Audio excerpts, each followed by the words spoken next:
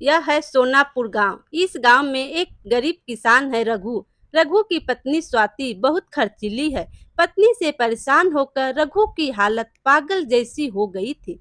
रघु काम करके अपने घर पहुंचता है तो देखता है एक नई फूलदानी उसकी पत्नी ने खरीद के रखी हुई थी। फिर रघु कहता है, यह क्या स्वाति, हमारे टेबल पर यह नई फूलदानी कहाँ से आई? फिर स्वाति कहती है, यह मैंने खरीदा है। आज दोपहर को फेरी वाला यह सब बेचने आया था तो मैंने खरीद ली। यह फूलदानी मैंने उसके यहाँ से ही खरीदी है। फिर रघु कहता है, रुको रुको तो जरा मैं देखूं। फिर वह अपने बिस्तर के नीचे देखता है। फिर कहता है, यह क्या, मैंने बिस्तर के नीचे रुपये 100 रखे थे, वह कहाँ चले गए, बताओ मुझे। फिर स्वाति कहती है, अरे यहीं दे करके तो मैंने यह फूलदानी खरीदी है। यह सुनते ही रघु को चक्कर आ जाता है और वह गिर जाता है। फिर स्वाति कहती है, यह क्या? फिर वो घर में से दौड़कर पानी लाती है और रघु के ऊपर डालती है और कहती है, उठिए ना, आपको क्या हो गया? हाँ, कुछ तो बोलिए ना। उठिए, आखिर आप बेहोश कैसे हो गए? उठिए, मुझसे बात कीजिए। फिर रघु को होश आता है और कहता है, अरे बाप रे, मैंने दिन भर कड़ी मेहनत में खेत में काम किया, उसके बाद मुझे 100 रुपये मिले और वह तुमने उड़ा दिए। स्वाति कहती है, पैसे क्या पतंग है जिसे उड़ा दे? अच्छा सुनिए, आज रात मेरे बाबा यानी आपके ससुर जी हमारे घर आने वाले हैं। फिर रघु कहता है, जब वह आएंगे तब देखा जाएगा। रात होते ही रघु के ससुर घर आते हैं और आवाज लगाते हैं, स्वाति कहाँ गई स्वाति? फिर रघु आकर बोलता है, सावधान, और सैल्यूट मारता है। फिर रघु के ससुर कहते हैं, अरे यह क्या हो गया, तुम मुझे सैल्यूट क्यों मार रहे हो? रघु कहता है, अरे आप तो इतने बड़े अच्छे हैं, आपको तो सैल्यूट बनता ही है ना। फिर रघु के ससुर कहते हैं, अच्छा अच्छा, खाना तो बन गया है ना?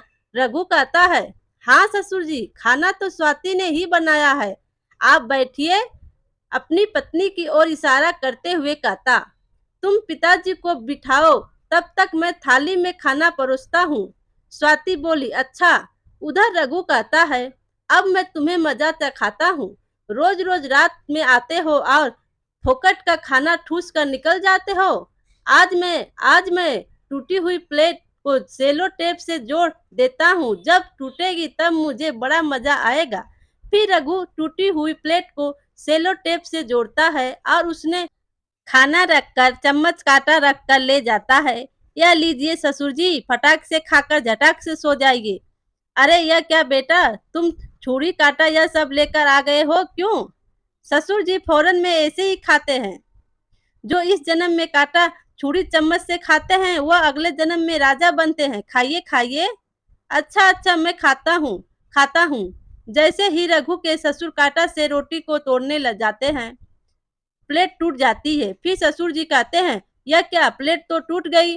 रघु कहता है, देखो भाग्यवान, देखो तुम्हारे पिताजी ने प्लेट तोड़ दी, अब क्या करें? ससुर जी कहते हैं, विश्वास करो बेटा, मैंने जानबूझकर नहीं तोड़ी। फिर स्वाति बोलती है, अच्छा सुनिए पिताजी, कल मैं आपको खीर और पूरी खिलाऊंगी, अच्छा लगेगा आपको। अरे खड़े खड़े मुंह क्या देख रहे हैं, जल्दी से जाकर यह सारा सामान लेकर आइए। रघु कहता है, क्यों नहीं, मेरे 4 ससुर जी थोड़ी हैं, मेरे यह एक ही ससुर जी हैं। फिर रघु अपने मन में सोचता है, अब आएगा ना मजा, अब आएगा ना मजा। प्लेट टूटने के कारण अब मैं इसे ऐसा परेशान करूंगा कि यहाँ से भागने पर मजबूर हो जाएगा। अब मुझे मेरा दिमाग चलाना पड़ेगा। रात के समय जब सब सो जाते हैं तो रघु चुपके से एक गिलास में पानी भरता है और अपने ससुर के बेड के पास जाता है। धीरे से पानी उनके बेड पर डाल देता है और कहता है, बस अब मेरा काम खत्म और कल सुबह शुरू होगा असली खेल। मेरे घर पर आकर ऐसे सोते हो, सुबह होती है और रघु कहता है, अरे उठो भाग्यवान उठो, सुबह हो गई है और तुम्हारे पिताजी को चाय पानी देकर रवाना भी तो करना है। फिर स्वाति कहती है, हाँ हाँ उठ रही हूँ, ठीक है, मैं ससुर जी को जाकर पूछता हूँ कि रात को उनको कैसी नींद आई। क्यों ससुर जी, रात को अच्छी नींद आई ना? ससुर जी कहते हैं, नींद तो अच्छी आई बेटा, लेकिन सुबह उठकर देखा तो मेरा बिस्तर पता नहीं कैसे गीला हो गया। अब रघु, हाय हाय, यह क्या कर दिया आपने? इस उम्र में बच्चों वाली हरकतें की। छी छी छी, अब मैं लोगों को क्या मुंह दिखाऊंगा? लोग अगर जान गए तो मेरा मान सम्मान सब मिट्टी में मिल जाएगा, पूरी धुलाई हो जाएगी मेरे नाम की। फिर स्वाति आती है और कहती है, यह क्या पिताजी? फिर ससुर जी कहते हैं, मेरा विश्वास कर स्वाति, मैंने कुछ नहीं किया बेटा। फिर रघु कहता है, आपने नहीं किया तो क्या भूत ने आकर किया यह सब? छी छी छी। ससुर जी कहते हैं, नहीं नहीं, अब इस घर में रहना मुश्किल है, मैं अभी चला जाता हूँ। फिर रघु कहता है, जाइए जाइए, कल रात आपने प्लेट तोड़ दिए और आज सुबह बिस्तर खराब कर दिया। छी छी छी। स्वाति कहती, यह क्या पिताजी, आप जा रहे हैं वापस? अब यह सब हरकत के बाद मैं क्या रुक सकता हूँ यहाँ पे? मैं जाता हूँ। ससुर जी के जाने के बाद रघु कहता है, उफ, बच गया, खीर पूरी सब बच गया मेरा। वैसे भी महीना खत्म हो रहा है, लोगों से उधार मांगकर मुझे ही यह सब घर का भरना पड़ता है। ससुर जी को भगाने में मैंने कैसा तेज दिमाग लगाया है। फिर स्वाति कहती है, भगाने में दिमाग लगाया है मतलब? अरे कल रात बिस्तर पे पानी मैंने ही गिराया था, इसलिए तो इतनी तुरंत यहाँ से भाग गए ना। स्वाति कहती है, यह क्या तुम्हारी इतनी बुरी सोच है? हाँ, अब क्या करूं बोलो? महीने में थोड़ा थोड़ा पाई पाई करके बचाता हूँ, वह सब तुम एक पल में उड़ा देती हो, तो अब मैं क्या करूं बोलो? इसलिए यह सब करने में मुझे दिमाग लगाना पड़ता है। इस तरह से कंजूसी करने से कोई अमीर नहीं बन सकता। हाँ, बोल रही हूँ। फिर रघु कहता है, नहीं, हमें कंजूसी से यह घर चलाना ही पड़ेगा। हमारी जमीन बंजर पड़ी है, उसे साफ करने के लिए बहुत सारे लोग चाहिए होंगे और उसके लिए बहुत पैसे लगने वाले हैं। फिर स्वाति कहती है, हाँ, पैसे तो लगेंगे ही ना। तुमने जितना दिमाग लगाकर मेरे पिताजी को भगाया है, उतना दिमाग लगाकर अगर खेती कर लो तो क्या बुरा है? देखो, बिना पैसे खर्च किए तुम उस जमीन में खेती कैसे करते हो, यह मैं भी देखती हूँ। फिर रघु कहता है, ठीक है, जैसा तुम कहोगी वैसा ही मैं करूँगा। हाँ, 2 दिन बाद मेरा कमाल देखना, लेकिन अभी के लिए तुम इंतजार करना। फिर रघु घर से 1 रुपये का सिक्का लेकर सुनार के पास जाता और उसे कहता है, भैया, इस 1 रुपये के सिक्के पर सोने का पानी चढ़ा देंगे? सुनार कहता, हाँ हाँ, बिल्कुल कर दूंगा। लाओ। फिर सुनार कहता है, लेकिन मैंने आज तक देखा नहीं कि कोई इस तरह के सिक्के में सोने का पानी चढ़ाता है, पर मुझे चाहिए, मुझे इसकी जरूरत है, जल्दी जल्दी करके दीजिए। फिर सुनार कहता, हाँ हाँ, बस अभी कर देता हूँ, आप आधे घंटे बाद आइएगा। ठीक है। रघु ठीक आधे घंटे बाद उस सुनार दुकान में जाता है और अपने सोने का सिक्का ले लेता है और वहां से चल पड़ता है। वह सिक्का लेकर रघु अपने खेत में जाता है और वहां चिल्लाने लगता है, मुझे सोने की मोहर मिल गई, मोहर, मुझे सोने की मोहर मिल गई, ऊपर वाले ने मेरे लिए भेजी है। वहीं पास में मुनीब जी गुजर रहे थे। वह कहते हैं, यह क्या रघु, तुम ऐसे क्यों चिल्ला रहे हो? फिर रघु कहता है, अब मुझे खेती बाड़ी करने की जरूरत नहीं पड़ेगी, क्योंकि मुझे कमाई का रास्ता मिल गया है। मुनीब जी पूछते हैं, कौन सा रास्ता देखा रघु? फिर रघु कहता है, कल रात को मैंने एक सपना देखा कि मेरे जमीन के नीचे सोने से भरा एक घड़ा है। आज सुबह जब मैं जमीन से घास साफ कर रहा था तो हाथ डाला तो मेरे हाथ में एक मोहर आई।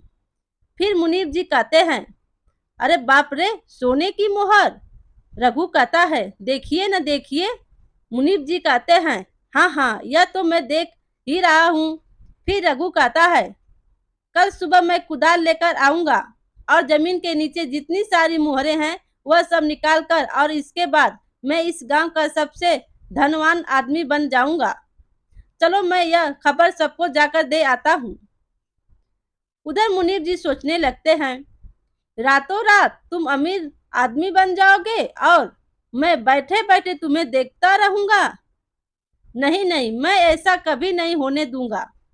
अब तुम देखो मैं क्या करता हूँ। रघु की बात सुनकर उनके मन में लालच आ जाता है।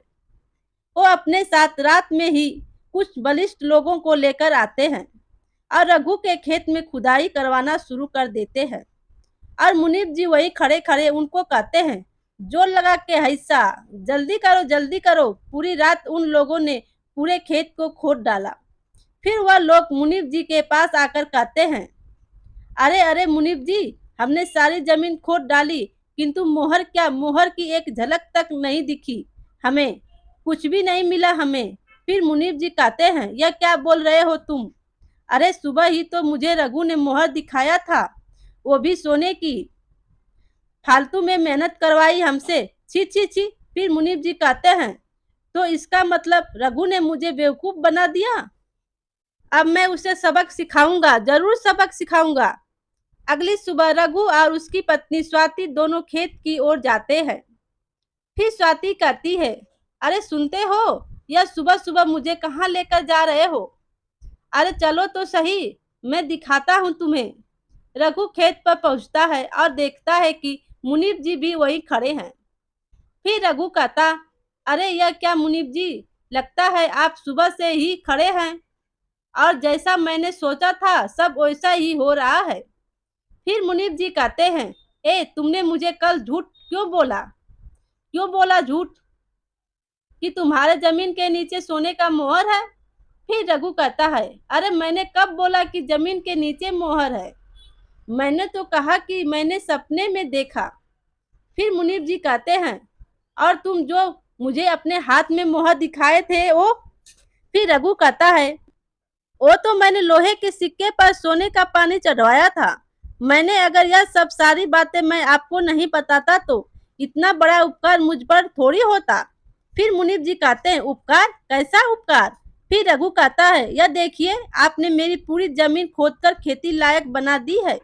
पूरी जमीन बंजर थी, अब आपकी वजह से खेती लायक बन गई है। वाह, बिना पैसे के इतनी सारी मेहनत की है आपने तो। फिर मैं क्यों बेवजह पैसे खर्च करूं? बोलो। यह सुनकर मुनीब जी को चक्कर आ जाता है और गिर जाते हैं। रघु कहता है, ओ भाग्यवान, चलो जमीन तो खुद गई है, अब इसमें बीज बो देते हैं और धान उगाते हैं और इसके बाद हमारी जमीन फसल से लहराती रहेगी, वह भी बिना खर्च के। फिर स्वाति कहती है, हाँ जी, सच में तुम्हारा दिमाग तो बहुत तेज है। रघु कहता है, अब तो मानती हो ना मेरा दिमाग बहुत तेज है। उसके बाद रघु और उसकी पत्नी दोनों मिलकर अपने खेतों में बीज बोते हैं और महीना खत्म होते ही मिट्टी की जमीन सोने की फसल में भर जाता है। चालाक रघु अपनी बुद्धि के बल से उस फसल की कटाई कर लेता है। मेरे प्यारे दोस्तों, कहानी अच्छी लगी हो तो लाइक कीजिए और अपने दोस्तों में शेयर कीजिए और चैनल पर नए हो तो चैनल को सब्सक्राइब कीजिए। Thank you.